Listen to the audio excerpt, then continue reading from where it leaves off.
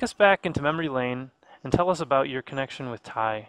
Give us a historical perspective, and any anecdotes would be welcome.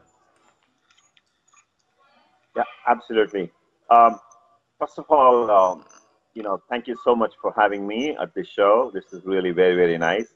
Really appreciate that. And it's kind of very exciting for me to see the whole evolution of the entrepreneurship, especially for people like us who started forming companies, I would say, in late 80s to early 90s. So we were perhaps the second breed of the entrepreneurs who started companies like in mid 90s. So we started our company back in 1994, and we were unheard of. Nobody knew who we were, and we were not really from any business kind of community or business kind of background, right? Pretty much coming from middle class, lower middle class kind of backgrounds.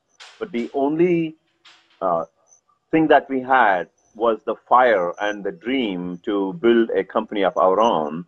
And that's what resulted in us creating our first company called the Exodus Communications, which was the backbone of the internet.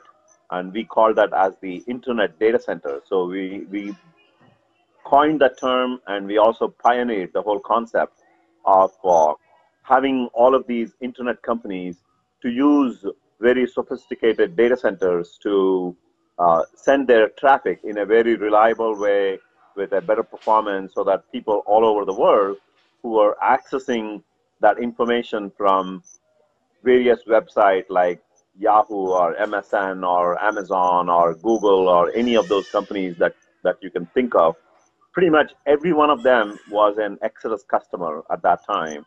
And it was fascinating to see, the opportunities that we were able to capitalize on and build that into $1 billion revenues just in a span of 5 to 5.5 years.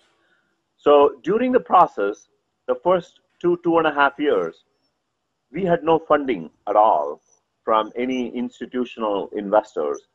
It was pretty much our own personal savings and the money that we were generating from the other business that we had, which was the consulting part of the business.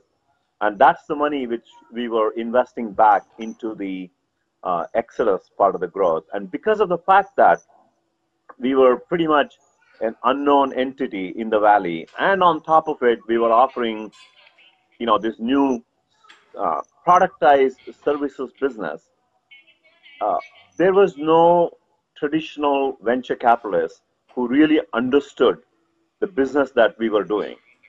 And this was like the first of its kind where somebody was bringing services as a product. So that's what Exodus essentially did. And we were very fortunate to bump into some of the leaders of the Thai in 1994, 1995 timeframe. And they worked with us for almost 3 to 6 months to understand this business and came forward to do the first round of funding. So a whole bunch of the early pioneers of Indian origin, people like Kanwal Rekhi, Suhas Patil, Prabhu Goyal, and various others, along with John Dugri, who was the CFO for Kanwal Rekhi's Exelam and First Analysis Corporation, which was based in Chicago.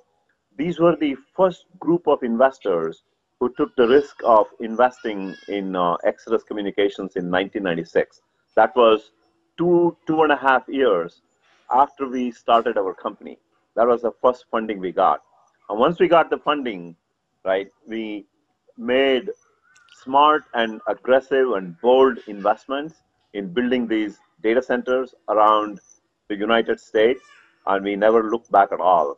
So we raised $3.5 million in Series A in 1996, February timeframe. And then within about 7 or 8 months, we raised another $7.5 million, which, by the way, was a lot of money back in those days. Unlike today, companies raise 20, 30, $50 million in one shot. But the amount of money that we used to raise was a fairly small amount, despite the fact that enormous amount of that dollar was going into infrastructure building, literally building data centers around United States.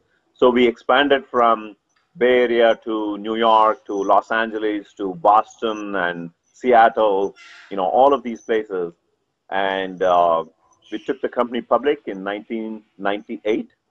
And we had, at that time, we had a market cap within about a year and a half after we went public, we had a market cap of close to $30 billion.